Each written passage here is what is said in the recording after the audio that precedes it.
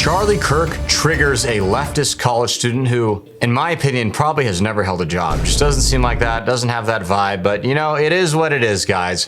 What can you do? So we're gonna get right into the video. But first, everybody, please make sure you like this video, share it around, and subscribe to the Resist the Mainstream YouTube channel. That way we can keep bringing you more videos of Charlie Kirk stomping on all these crazy leftists. Metaphorically, of course. All right, as always, I'm your host, Darian. Let's get into the video. I want to say, by starting off, I was told by your wonderful assistant over here that I should tell you that I disagree with almost everything. Obviously, we have not had a 2-hour conversation. So, like, who knows? Maybe we had a few beers. We agree on something, but I'll have water. You can have whatever you want. All I've heard is stuff that I'm just like, what? First, I want to say that I guess as the first 2 hours of your speech was you complaining about kind of these leftists and kind of this, but I've never heard any policy positions. When I go to something like a Senator Sanders convention or someone on the left, they're going to talk about healthcare, inequality, inflation, growth, but you guys all seem to want to talk about is how the left does this or the left does that, but no policies of how to fix anything. So I guess that kind of goes with my first question is, what is the GOP's actual position when it comes to fixing inflation? Well, a couple things. First of all, I'm not a senator, nor am I aspiring to be one. Number two, yes, I was mildly distracted by the windows being broken and the terrorists outside. I fully acknowledge that, okay? So I was a little policy shallow tonight and a little bit terrorist deep, okay? I will admit that. Third, I'll say this. I don't speak for the GOP, right? I have my own ideas, and I actually think the GOP does a terrible job. But let me give you some ideas that I think you might agree with, okay? I think that vital products should be made in America, not in China. And we should use tariffs and sanctions to get it done. Vitamin C, penicillin, critical infrastructure should be manufactured here. I think American college graduates should be given preference to go work for American companies above foreign workers. And that means reforming the H-1B system and actually giving you, the American college-educated kids, a preference because we have a moral obligation to our own citizens over the citizens of another country.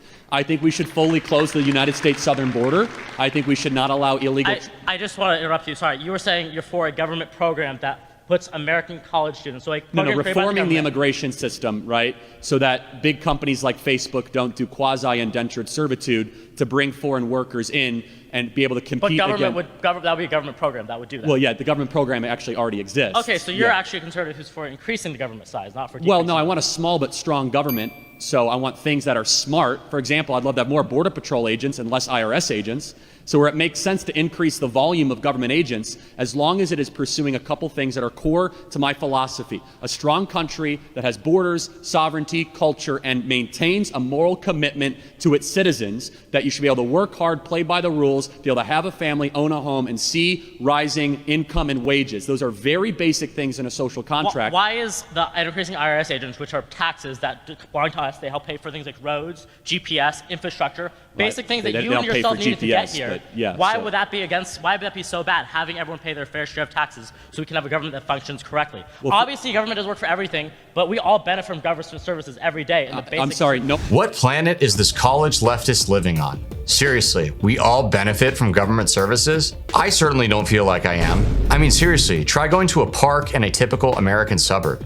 It's outrageous. I live in a major American city, one that's essentially a giant suburb. It is disgraceful how terrible our public services are. I go to the park and there are junkies shooting up and smoking meth right in front of children, and the police do nothing about it. It's insane. But then, you know what's funny is they're so unwilling to do anything about the, I'm just gonna say it, leeches of society, but then they go after decent citizens. I literally was walking my dog the other night. I just pulled up to the park a little bit after 10 p.m. I just wanted to walk my dog running around on the field because it's too hot to do so during the day. These cops come and yell at me, they kick me out. Seriously, true story. And I literally said to them, hey, what are you doing about the junkies shooting up in front of the children? And they had no answer for that other than to tell me to get the hell out or they're gonna arrest me for the crime of walking my dog on a park that I pay taxes for. I told them that too, by the way. I know, I can be a little cheeky sometimes, but it was true and it had to be said. And I won't get into more details beyond this, but there were times where myself and friends of mine had to summon police services for legitimately dangerous situations, and they literally didn't do anything. They couldn't have cared less. I'm not joking when I tell you that in many American cities, it's now the policy of police to not respond to a large amount of crimes. Like, they just don't do it. They'll say, nah, we got other priorities. Really? Okay. Yeah, we're still spending more money, we're getting taxed more, and we've got nothing to show for it. So as far as I'm concerned, this kid's he's on something. I won't say it because it might violate YouTube guidelines, but you can deduce what I'm thinking. Just insane. In this room is going to benefit from 87,000 new IRS agents. And so those 87,000 new IRS agents are going to be deployed against small business owners. But I could keep on going with policy examples. I can keep on building it out. But let me just say this. I love markets, but I'm willing to critique markets when I think they're not serving people and they're not serving the nation. I think our overindulgence in free trade fanaticism has been a major mistake over the last 20 or 30 years. I don't worship corporations, but I do think that entrepreneurs and private property rights and people taking risks are a general good for society.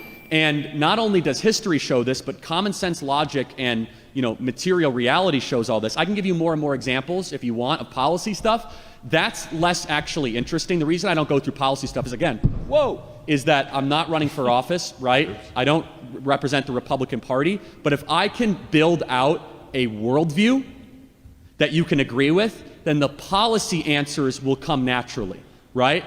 So if you understand morals and values, then you could answer the next 1,000 I guess for me as a policy student, questions. I care a lot more about policy than what people say. Like what government does is a lot more important to me, and that's why I was confused why your speech was not about policy. Because again, I'm not running for office. I want to ask one more question before I go. I guess for us, there used to be a thing called the middle class, or the idea of a growing and strong middle class. Yep. And I feel like for the past 10 years, especially on the right, maybe on the left too, for the more neoliberal left, but the right, that idea is kind of shrunken. I don't think there's a lot of talk in the middle class. Do you view income inequality as a problem? I totally disagree. Income inequality, I want to say income inequality being the difference between Let me ask you though, and the median. I have a question. Why is it that the wealthiest counties in America all vote on the left? Because that's where how money works and how capitalism works is how all the wealth is, where all the people want to be. So Silicon Valley is all the jobs and all that Why stuff. do they vote liberal then if the left... Well, in what ways they vote liberal? Not on taxes, not on things that I am for. They vote for Joe Socially, Biden, they vote for Nancy they're left, Pelosi. But they're socially left, but they're not economically left. Believe me, if you go to the Bay Area, they are very economically right. Dianne Feinstein is not left, in my opinion. So it may be left socially, but I don't think they're left in my point of view. Yeah, but so then let me ask you then, why is it that the muscular class in America has shifted right over the last 7 years? Not according to the midterms. I mean, you guys tanked on the midterms most recently. You keep on saying you... Has this guy forgotten that Donald Trump literally got elected in 2016, or rather 2015, for his 2016 term, because he ran on the whole premise of essentially economic populism? A big part of Trump's whole shtick was that we've got the forgotten American, the working class, the middle class, we're gonna bring them up, we're gonna help them prosper. That was a large part of Trump's campaign. And additionally, when Trump ran, the Republican Party got more working class votes than it had in decades, at least. You're gonna sit here and tell me that in the last 10 years, the Republicans have cared less about the average and common American? That's just incoherent. I don't represent the Republican Party, my apologies. But I just want to critique one of your misguided premises, which is that somehow the right is not representing middle-class voters. It's the opposite.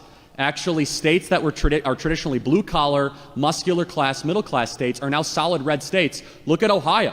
Ohio is a state that used to be far left, and now it's more in the right direction. So what is the right actually doing about it? To answer your question, a couple things. We're rejecting neoliberalism. Like, how about this? We shouldn't send $200 billion to Ukraine, and we should instead represent our own people and close our own border. That's number one. Number two is that we should be unafraid to use tariffs and sanctions to say that critical infrastructure and things that matter should be made here in America.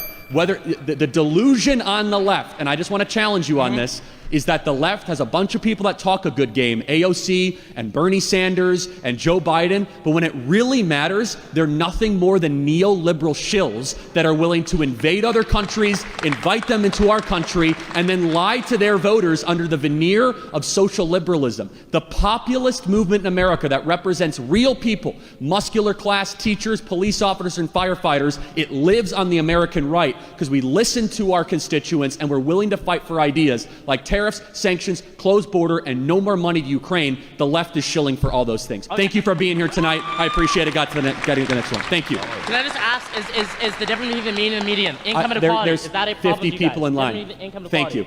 Is that income inequality is a big issue, which is exactly why I support the things that I said. Next question. We send $200 billion and counting to secure Ukraine's border. But 10 billion for our own border is somehow too much. I want you to think about that and realize just how much these American politicians hate us and our great nation. Well, guys, that wraps up the video. We really appreciate you tuning in. Thanks so much. Please be sure to comment below. Let us know what you liked, what you want to see next.